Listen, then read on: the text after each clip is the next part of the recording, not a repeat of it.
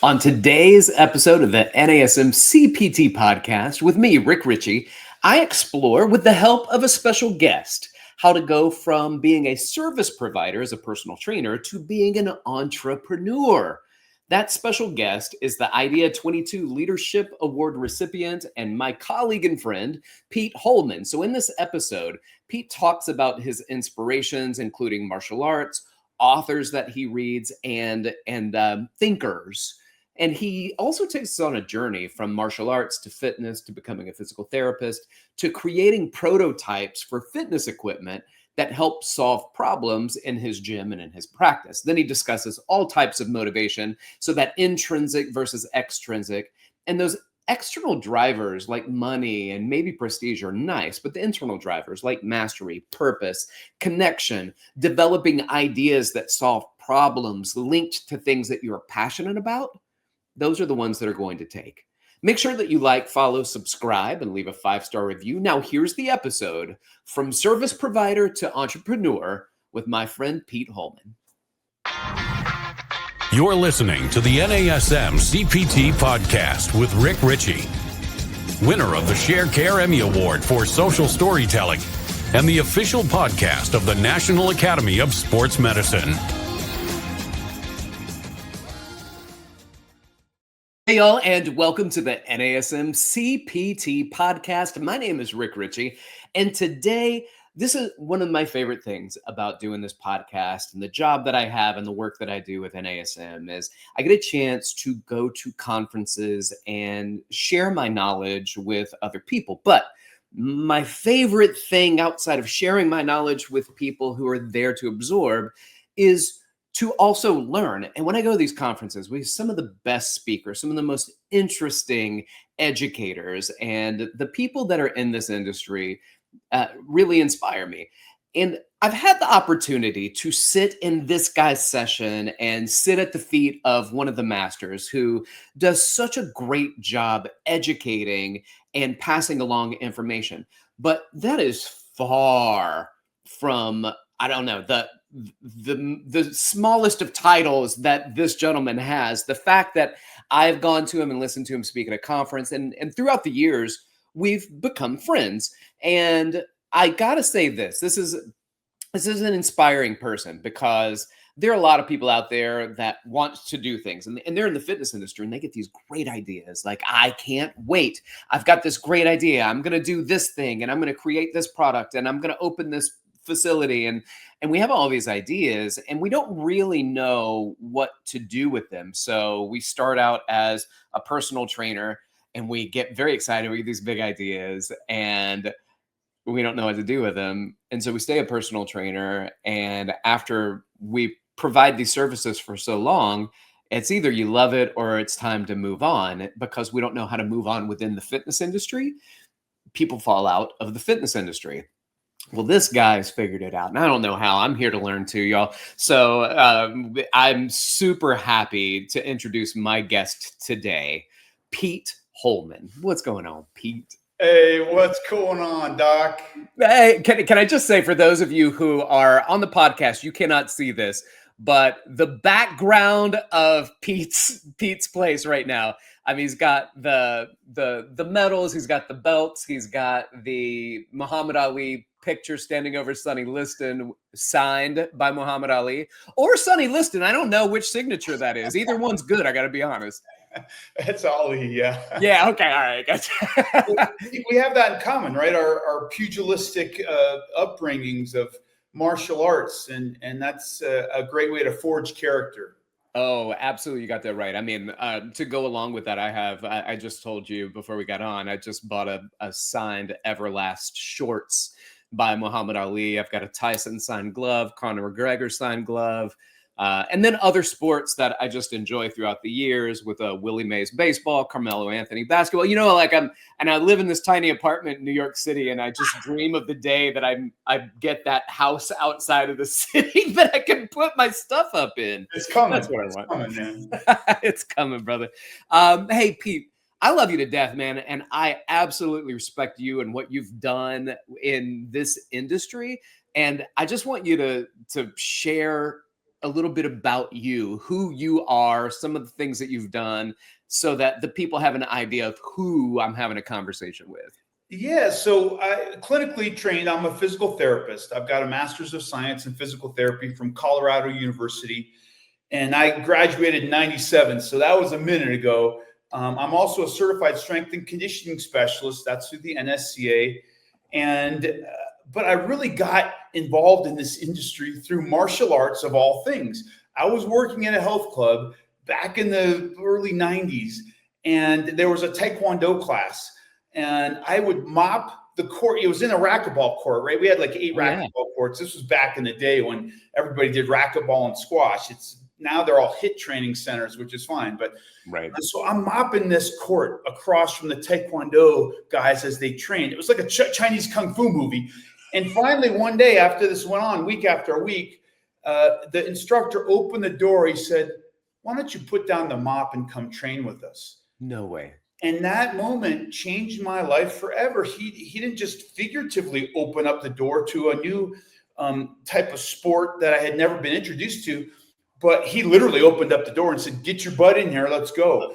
And I was actually a really good athlete. I played baseball, soccer, football, basketball, lacrosse. I grew up in Colorado. I wanted to be a professional ski racer, an extreme ski racer, and just nothing really clicked. And I developed very late. I graduated early from high school, and I just was bummed out that I never really found my sport. And it wasn't until I was 20 years old, I get exposed to martial arts. And because I played soccer and I was a really good soccer player, I was really good with my feet. And so the coach would show me something, and I'd kind of replicate a front snap kick or a side kick or a turning kick.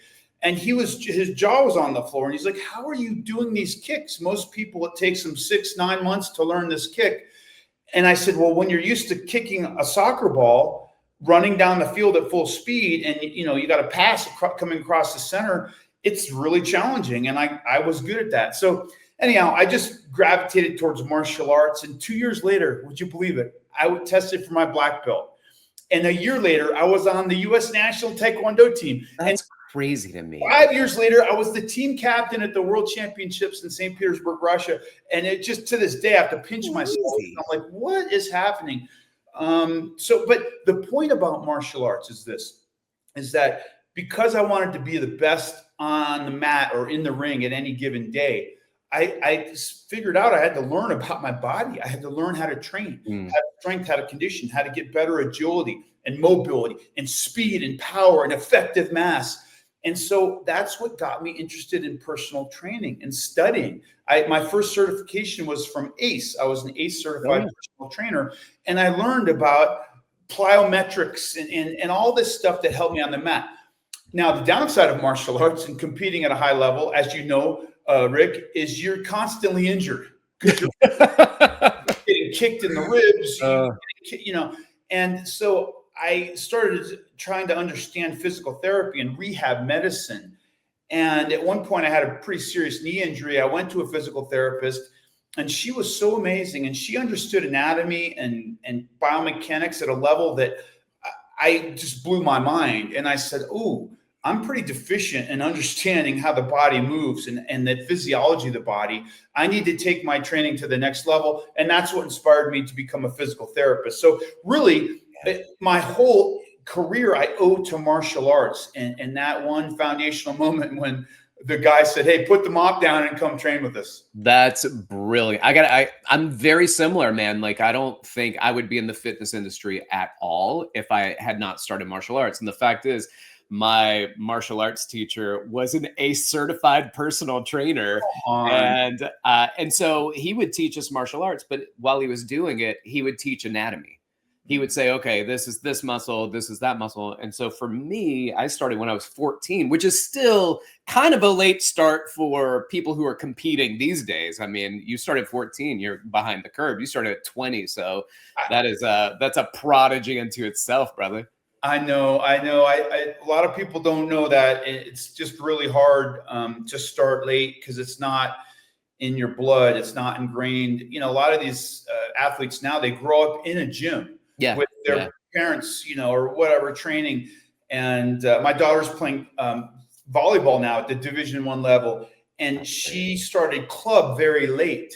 And it's very interesting because there's all this debate about early specialization, and Mike Boyle talks a lot about this, and I know John McEnroe talks about this, but early specialization is theoretically not that great. However, if you can start to dabble in something and develop some skill and acquire the intelligence, not just the athleticism, but understanding the game. So volleyball, very technical game. Boxing, kickboxing, martial MMA, very technical and precise. And you have to have some reps at that, or you're not going to get good. So early on, I think it's good to at least dabble in it, and then certainly play other sports. But I didn't have that luxury, so I did the best I could. But hey, better late than never. No, that's right. I also want to say this, and this is fun for the people who are listening. The first textbook that I ever read for personal training was from the American Council on Exercise. I got an ACE book because the trainer at the gym was like, oh, here, I got this one. You can read the textbook. And I read it cover to cover. And I was getting ready to sign up to take my ACE certification. And then the gym said, hey, we got this discount for NASM. And I was like, I don't know what that is. But it would save me like $30 over the ACE certification. And I was broke. And I was like, for $30, I'll read a whole nother textbook. And fast forward from 2002, when I got my certification, to now 2025, still NASM certified, been working with NASM. I'm in my 20th year. So I'll hit my 20 years of working with NASM in, I don't know, 6 months or so. Wow. Congratulations. And what a wonderful culture that you and your team have built. And that's one of the things. There's multiple businesses. I know you have competitors out there, but it's about the culture. And I'm speaking to your Praetorian Guard out there, all the NASM certified trainers and specialists. You guys are doing amazing things in the industry, and we owe a huge debt of gratitude to you, because you guys are the future. Like, I'm getting to be a dinosaur here, so I'm going to pass it on, Rick, and get these people, upskilled here. Yeah, man, no doubt. Listen, you and I had a little conversation. I don't know if you remember this, years ago. So I had just come back from a trip to Japan, and this is what made me think of it. Just my coffee mug that I have right now is Kyoto, and it's from Japan, from Kyoto, and I think I remember talking to you about it, and you had said it's my favorite thing about Japan I've probably ever heard, and I use it all the time now. You said going to Japan is like taking a master class in graciousness. And I don't know if you remember that, but it was like such a special thing, because I felt that from my soul, because I had just gotten back from there when I had received the 2022 Personal Trainer of the Year award from IDEA, and you were on the stage that same day receiving the IDEA 2022 Leadership award. So that was a big moment for both of us. Yeah. And that's, unfortunately, that's something we've lost to some extent in our culture and in our society, is just that graciousness. I think this is not to harken back to martial arts, but when you start at least in an orthodox school, I started in Taekwondo, and that's very orthodox. So it's yes, sir, no, ma'am. You're respectful of everybody, not just your senior elders, but even if there's a kid that's 10 years old, but they're a higher belt than you, you kind of relish in that. And you say, and it's just, there's a huge baseline foundational layer of respect and gratitude and servitude that you don't necessarily see in this day and age. So, hopefully we can all kind of get back to that at some point, because we're all here to learn. We're here to grow. We're here to help others. And to be honest, one of your goals, and I'm saying you, me, anybody's goal in life, should be actualizing their human potential. So bringing the best out of yourself, but so that you can help positively impact other people and help them actualize their human potential. And boy, does that raise the whole thing up.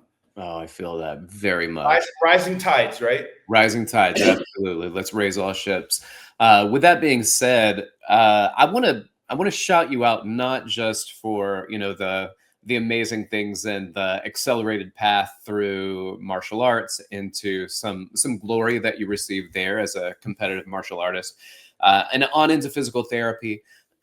But you provided service, right? So you were a service provider, just like personal trainers are. We provide services, and I think it's very important, because what I see and what we talked about just a moment before we jumped on the air here is, you had mentioned, you know, personal trainers providing service, but they don't see themselves a lot of times as entrepreneurs, or they don't see themselves as a business person or developing a personal brand around who they are and what they do. And I always said about you, Pete, is that you know, jealousy is not the right word. I think I'm more in awe of the direction that you've gone in the industry, where it's like, hey, I've got an idea and I'm going to patent it and find a manufacturer, and I'm going to create something, and I'm going to open my own business, and I'm going to now take that and say, okay, I've done it once, I bet I can do it again and again and again. I'm like, dang it, stop being so successful, Pete. Yeah, let somebody else do it. Tell us a little bit about your journey, and then share with us kind of this conversation that we had about going from that service provider into building a brand and being an entrepreneur. Yeah, well, let me start backwards, because you had mentioned Conor McGregor, and one of my favorite quotes of all time is Conor McGregor is sitting down in his Gulfstream airplane, right? Uh-huh. And there's somebody. This could be a really bad quote, ladies and gentlemen. No. This is Conor McGregor. This is the G-rated version. Okay, all right, good. The camera pans on him, and he says, "You're such a great businessman." And he says, "I'm not a businessman. I'm a business man." And there you go. It's a Jay-Z song, baby. It gives me goosebumps. Yeah. Because it's how you frame it up. One person is there to serve and provide and peddle products. The other is creating a personal brand out of yourself to create a global business. Now, you might think, oh, how can I be a global business? Well, if you develop an app, you can touch people all over the world. That's right. If you write a book, even if it's an ebook, you can touch people on all 7 continents. If you develop a product, I've got products in South Africa and Ireland and Sao Paulo, Brazil. You can have products all over the world. Even if you open up your own gym or a boutique training studio or Pilates studio or yoga studio, people come in from out of town and they use your services, and you've now impacted somebody from across the globe. So I think the framework is, you can't think of yourself as a businessman or businesswoman. You have to think of yourself as a personal brand in business. So that's the springboard. Now, it's easy to say after 30 years, and I can reflect on that. But when I was starting out, you're kind of like, man, I'm just trying to get day to day, pay my bills, maybe move out of my shitty apartment, excuse my French, in Aspen, Colorado, a sub-training apartment with 200 square feet. And I'm trying to move into a better apartment. And then maybe one day I'm trying to buy a little condo or townhome. And then maybe one day I'm trying to buy a house. When you're in it, it's hard to think 5 years down the road, 10 years down the road. But I'm telling you, as a personal trainer, what happens is you get old fast. And I mean, I'm just saying, like, those 5 a.m. clients that I used to have in my 20s and 30s that were like, this is fun, this is exciting. You get your coffee, you're like, let's go, it's time to rock. The music's turned up. Now that alarm goes off at 4:45 or something, and you're in your 40s and your 50s. It's a different story. And so you have to have something to fall back onto. And thankfully, I get frustrated easily.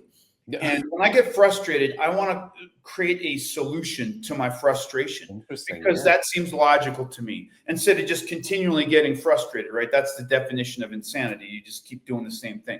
So I started getting frustrated with certain things in the fitness industry. Like I'd go into my physical therapy clinic in Aspen, Colorado, and there was stuff strewn all over the place. I could never find a foam roller or the Bosu ball or my elastic resistance cords or the medicine balls or the tilt boards. So I created something that was my first product ever. You probably don't even know about this, Rick. It was called the functional training rack. And it was like a medicine ball rack on steroids. So it had a medicine ball rack, but it was tilted at a pretty severe angle. And underneath, you could store tilt boards. And then on the top of the rack, there were little antennas that had J hooks. You could hang elastic resistance cords on there. And then there was little cans that came out the side. You could put foam rollers in there. And then I even had these little round hoops that came off the side, and you could put stability balls. So it was kind of like one organizational rack for all your functional training gear that every physical therapy clinic had, and every small boutique training studio has all this stuff. And it was brilliant. The problem was I launched it in like 2008. And for you young bucks, in 2008, 2009, we had a little dip in the economy. We sure did. In other words, like the earth may as well have been struck by a large meteor. I mean, oil prices went up, gas prices went up. We were paying $5.5, $6 a gallon for gas in Aspen. Steel prices went up. China was building arenas for the Olympics, and they hoarded all the steel. It was just a nightmare. Long story short, I walked away. I gave all my product to Perform Better, which is a distribution catalog, an online distributor of fitness gear.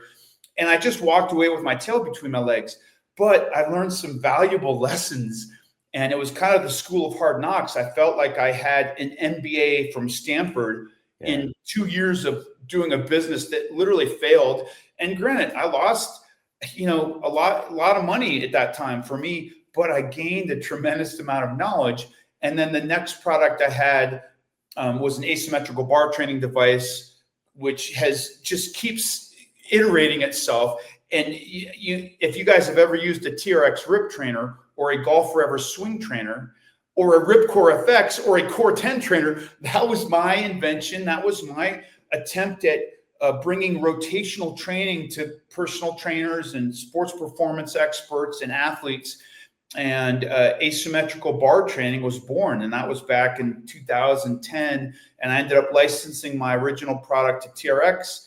And then after that kind of ran its course, I then licensed my product and we kind of iterated on it. And now it's being used by Golf Forever, which is a brand, a big golf brand endorsed by Scotty Scheffler, one of the best golfers in the world. So that's the product just keeps kind of giving and reinventing itself. But the point is, at some point in your fitness journey, you got to start thinking outside the box. And what do I want to do next? And maybe it's an app, maybe it's a book, maybe it's your own studio, maybe it's a franchise, maybe it's a product. But you want to have these conversations with your friends, your families, your coworkers, with yourself, and start to write some stuff down, some goals. It's interesting.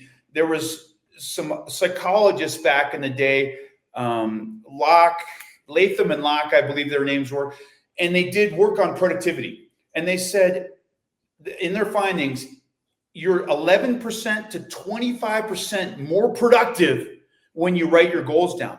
Now, you guys have heard this 8 billion times. But I'm telling you, there's research right here. So this is 8 billion in one time. You guys write your goals down, start to draft this stuff out on paper, and start to actualize your potential. But if Emmett Smith used to say this, a dream is just a dream until you write it down. Once you write it down, there's some tangible thing there. And there's famous athletes from the Olympics that have written their goals down every single day, the numbers they want to reach. I'm actually doing this right now. I'm about to compete in a couple months in a what? Just for my age group, for Concept 2 has these annual ski erg challenges. Oh, yeah. Cool. But there's rankings. There's worldwide rankings. I mean, people from Germany, from Iceland, from Norway, from all over the world do these challenges, and so you can see how you fare against like-aged people all over the world. So I'm preparing for this. My point is, I'm writing down my times. I'm writing down, okay, what's my goal for next week? What's my goal for 3 weeks? And then by the time I get 6 weeks out, this is sometime in mid-November, that the challenge is, I will be in a position to actually, execute on these goals and make them a reality. So, that's a mouthful, but you got to start thinking beyond your personal training career and what's next. I will say that there is a lot of value when it comes to failing at things. And I think there are a lot of people who are afraid to do something because they are afraid to fail. And, let's not delude ourselves in any way. Failure costs money. So, but I think one of the important things that you said is that, the school of hard knocks, a master's degree in 2 years for what it is that you did, you learn a lot. The education that you got from the failure of this first venture turned into, I've navigated it already. I've explored it, did not do it successfully, but I have a better idea, better concept, in a more comfortable environment than certainly 2008, 2009. And it to me makes sense. You've probably dabbled a little bit, came up with the ideas, and had people try some iteration of it in your own clinic, in your own practice. And you were like, there's no doubt this is a winner. This is A+, it's going to happen. And then said, okay, let me reach back out to my manufacturer and my prototyper and all of that stuff so that you can get the ball rolling and do your best to put your own money and your own concepts out there to do round 2, ding, ding, ding. And let's see if we can get up off the mat. Well, 2 things you touched on that I want to double down on. Number one, you mentioned failing, and maybe we can reframe that, Rick. So what if instead of saying failing, like you said later, just the school of hard knocks? When you do something hard, you're putting yourself in a position to have a level of success. There's a famous flow state expert named Stephen Kotler, and he talks about flow state. And he says when you do hard things over and over again, and then you have some level of success, there's hormones that are released in your body. This is actual physiology: dopamine, serotonin, oxytocin, endorphins. All this stuff. It's literally like taking a drug. You don't get it unless you attempt something hard and then have a little bit of success. And I'm learning the guitar right now. That's my big Sogi. I don't know if you guys know Jesse Itzler. He talks about every year very challenging or hard or scary or audacious, and learning a new skill or sticking your neck out there. And so this year I'm trying to learn how to play lead guitar. I've kind of dabbled in guitar for years now, and I'm not that good. I've never really, it's like 15 minutes here, 10 minutes there. And this year I'm like, you know what? I'm learning to play guitar. And I wrote down the goal, and I want to play live, which I just did. I want to play lead guitar. I want to learn certain Eric Clapton solos, all this stuff. And so, that's the big thing. But I fail at a riff 10 times, 20 times, 30 times. The 31st time I do it, I'm like, wait a minute. I think I got it, or that was real close. And you can feel it. It's like a rush of adrenaline, and it's addictive. And so the problem is most people, they'll play that riff 25 times and then they give up. They say, I'm never going to get it. This isn't for me. This is too hard. This is too challenging. So the key is this repetitive, not failing, but doing hard work and getting the reward. And if you think back to any time, this goes for anybody listening, close your eyes for a second. Think back to any time in your life. Maybe it's getting through school. Maybe it's studying for your NASM test and taking it. Maybe it's going through a relationship breakup, but there's light on the other side. Maybe it's changing jobs or careers or studios that you work at. Maybe it's learning a martial art or a musical instrument. Everything that is worthwhile is worth challenging yourself to overcome the adversity on.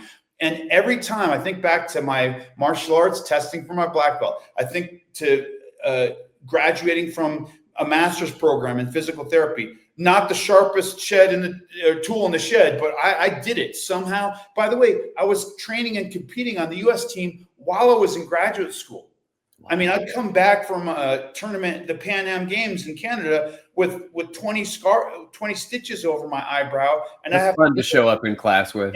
On Monday, I'd have a neuro test, and I looked white and yellow, and I was trying to take my neurology test, and the teacher actually had grace on me. They said, Pete, why don't you come back tomorrow? Just give it a day or two. I got you. But everything I've done, getting married, having a child, training for these little, events that put me out of my comfort zone, everything that I've ever achieved in my life that's been meaningful has come at a cost. And that's what it's all about. So it's like the universal paradox. You can't have success. You can't have enjoyment. You can't have that feeling of esteem and accomplishment without going through the grit. That's it. 100%. All right, ladies and gentlemen, this episode of the NASM CPT Podcast is brought to you by NASM One. The membership for trainers and coaches, because members enjoy unlimited access to hundreds of career resources. Get the Edge app to schedule and program clients. Enjoy half off all certifications and specializations, access to free CEUs, and more. All of this for just $35 a month. Come on, go to nasm.org/membership to learn more about NASM One. All right, I'm here with my friend Pete Holman, and I don't know if you've picked up on the energy, but there's a lot that's emanating out right now, and I am here for it. And I'm so happy to be able to talk to him about what he's been through, what those successes look like, and what are those things that, let's not say failures, the learning curve that it takes to get to some of those successes, the grit that it takes to go through. And Pete mentioned Jesse Itzler, and I used to train at a gym that Jesse trained out of, and he and his cousin would come in and they would work like monsters. It was a residential gym, and then, everybody's kind of easy going to residential gym, and all of a sudden it was like a CrossFit studio in there where they were box jumping and they were burpeeing across the thing. And then David Goggins shows up, and then you thought it was crazy at first. Now it's crazier. There's a lot of crazier at the end of that. It got wild. And then I even had a chance to do a session with Jesse and take him through a workout. So it was probably nap time after having gone through a month with David Goggins training. But we got through it. We did it together, and much respect to him, because the mindset that guy has is so delightful. And if you guys don't follow Jesse Itzler, Jesse, I believe, Itzler on his social media platforms, you should check him out, because he is a lot inspiring. And one thing that I may like to do one day is do his Everest challenge. And I don't know, Pete, you look like you know what it is. So for those of you who don't know what Jesse Itzler's Everest Challenge is, he's got a home, I think, in Connecticut that he and his wife have, and they're bazillion kids. And what he does is, he said, I don't have the time to go climb Everest. And he could certainly make that time. He was like, but what I do is I practice for it by going up and down the hill in my backyard. And once you go up it 100 times, then that equals how many times you would go up Everest. And then he started inviting people to it, and they do an Everest climb where you climb to the top of Everest on his hill at his house in Connecticut. And from what I've heard since then, he's going to start doing an iteration of that in different places throughout the country. And I think that'd be a pretty dope thing to take part in. Yeah, that's great. And you mentioned his mindset, and I think it's valuable for anybody. If you don't know who he is, he's kind of this white Jewish guy who was a rapper. Yep. And I mean, come on, like, you can't make this stuff up. He thinks he's going to be a professional rapper and get success. And somehow, I want to say he licensed a song to the New York Knicks, baby. The New York Knicks in New York. And the song kind of took off. And all of a sudden, this kid was on the map. He's, 18 years old or 19 years old. Right. And the next thing you know, he's doing business deals. He's flying around. He has some interest in flying in these jets because he's doing stuff. And he ends up starting a company called Marquis Jet, which is a private jet service for people that want to fly kind of like one step above first class. And then he just kept iterating himself. He's just a tremendous businessman. But his mindset is that of, I will not be denied. I will succeed. I am the man. And he's able to look him. Most of us can't do this. When you look in the mirror, there's a lot of negative chatter, right? Even for myself, sometimes I look in the mirror. Oh my gosh, another gray hair. Oh, I hope I can do it today. Gosh, is that a wrinkle? Man, I feel tired today. Like, that's not the dialogue you want to have repeating in your head. What you want to have in your head is like, hey man, today is a great day to achieve the impossible.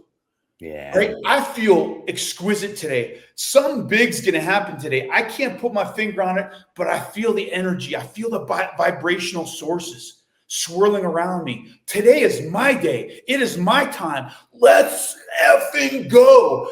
Like that. You have, if you don't believe in yourself, people, who else is going to believe in you? I mean, maybe you've got a coach or you pay somebody to train that is that cheerleader. But after that hour goes, you're back home, right? You're on your own. And you're on your own. So you have to be your own best cheerleader and your own amp or pump up guy, hype guy. And Jesse does this better than anybody. And that's one of his messages. He constantly talks about that stuff. So, let's go. You know what I love about him too, is he says, I only have so many summers left to visit my folks. I only have so many summers left for me to visit my kids. I only have so many weekends to do this. I only have so many quarters of a year to get something done. And he is not, there's no illusions about, how long life is. Right. And as we get older, that becomes more and more clear. And he, at an early age, was like, I know that we have limits on what it is that we can accomplish in life. And so he's got this big calendar that he works with, so you can see, what are your goals? What are you going to reach? What are you going to accomplish? What are you going to do that's pretty epic, that it doesn't even have to cost money, but you need to go do something epic once a year. And anyway, his mindset is, I'm so appreciated. And, I'm over here and I'm hustling in my way, and I'm trying to do work in the conferences and train clients and, build the businesses with the gyms. And, I get caught up in that and forget to take a break sometimes, forget to take time away and do things and take the family somewhere and experience life outside of that. And that's not the type of parent I want to be. And same thing with taking time out to go see my folks while I still have them. And that's an important thing we do over the holidays every year. And a couple of years ago, I was like, that can't be a once a year thing. For me, that's, I've got to take another opportunity, just even if it's a long weekend or something like that, to go fly down to Alabama and see my folks.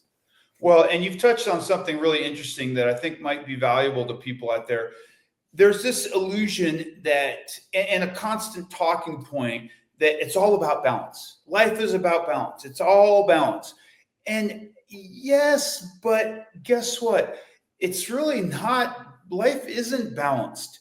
It's phasing. So I like to reframe balance into phases. And so what you can't always do is have this perfect balance. Now, you'll hear entrepreneurs talk about this, and they say, oh yeah, it's got to be perfect balance. Well, they're multi-gazillionaires. Yeah, right. 3 homes. You could be balanced when you got a housekeeper and you got a kid, daycare, and you got this and that, and you got everything handed to you. Or not handed to you, but at your disposal. Yes, at your disposal. What happens when you're young and you're hungry and you're starting a family, you're starting a business, you're starting a practice, you've got personal goals, you got family, you got all these responsibilities. It feels like a 500-pound gorilla on your back, and it doesn't feel balanced. What you do is you look at your life in phases, and you say, you know what? For the next 3 weeks, here are my goals. I am going to crush. And by the way, people write down tons of goals. I'm a rule of threes guy. All I can think about is three things. Like, hey, what are the next three big buckets? I've got a new business. It's called the Glute Slide. It's a new product. I'm very excited about the Glute Slide. I don't know if you've been on one yet, Rick, but it's a great, training modality for personal training gyms, sports performance centers, at home. And anyhow, there's tons of stuff I want to do, but what happens is it gets lost in the murkiness. Yes. And so I just pull out three buckets and I say, if I can accomplish these three things in the next 3 weeks, hey, I'm on track. And then after 3 weeks, depending on what I accomplish, I have another three goals. But maybe it's this: for 3 weeks, I'm going to crush my business. I'm going to write down my goals. I'm going to double down on customer service and focus on work. And then this last week, I'm going to make a special effort to pour into my family. So maybe it's 2 or 3 date nights instead of 1 date night with your significant. Maybe it's instead of taking your kids out to the park on Sunday 3 times that week, again, rule of threes, 3 times that week, we're going to go for ice cream on Tuesday. We're going to go to the zoo on Thursday. And then Sunday, we're doing something special. We're going on a hike up in the mountains. And so you focus on family, and now all of a sudden it's still not balanced. It's 3 weeks to 1 week, but the kids in your family feels like, wow, he's really pouring into me. And they could hold on to that memory and that experience for a few weeks. And then hopefully at some point you do get to the point where you're flying in your marquee jet and you're like, hey, man, time for my family. So yeah, that's hilarious. I love that so much. Let's dig a little bit deeper for these personal trainers that are listening before we sign off. If I'm a personal trainer and I've been providing services and I want to figure out what's next, what are your suggestions to them as they're like, I see what you do. I see what Rick's done, and I want more out of my training business. What's next? What do you have in kind of teed up where you can say, well, this is where you are as a service provider. This is how you move into entrepreneurship. Yeah. And there's no textbook on this, right? No. I go back to my flow state expert. I'm reading this book, Art of the Impossible by Stephen Kotler. And honestly, like the first 3 chapters, I just keep reading those over and over again. They're so money. And he talks about intrinsic drivers. So what most people do is they start with extrinsic drivers. So I want a new car. I want a house. I want to make some cash. I want to be in the spotlight. I want to speak at these top conferences like Richey and Pete Holman. And I want to start a new bit. And there's external drivers. What you want to do is focus on intrinsic drivers. So curiosity. What are you curious about? What gets you excited? What makes you think and ponder? What's a problem in the industry that you want to solve? Like curiosity, passion. Again, what do you wake up with a burning desire to do? So maybe you're training right now and you're doing general fitness and you're doing general populations, but maybe you train somebody that is rehabbing from an ACL and they're 6 months out and they've been cleared. And you say, this is really interesting. I've been talking to their physical therapist. I've been talking to their doctor. I've been communicating. I've been reading up on ACL recovery. I want to maybe specialize and I want to take a little tangent. Well, guess what? When you specialize in something, you're now an expert in that. You charge more money. Well, you can start to grow a business in organic ways that you're not trying that hard, but you're passionate about it. And who knows, maybe at some point now you have an app on how to recover from an ACL injury.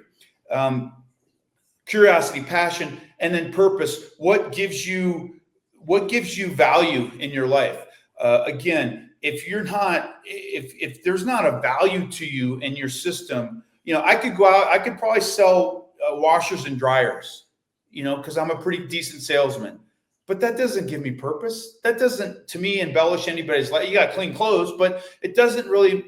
When I sell a Glute slide to a small training studio in Norfolk, Virginia, and they come back to me on social media and say, oh my gosh, all my clients, whether they've had a hip replacement or they're a high-level high school athlete, they're all using this. They're loving it. They're getting better. My trainers love it. It's a new modality.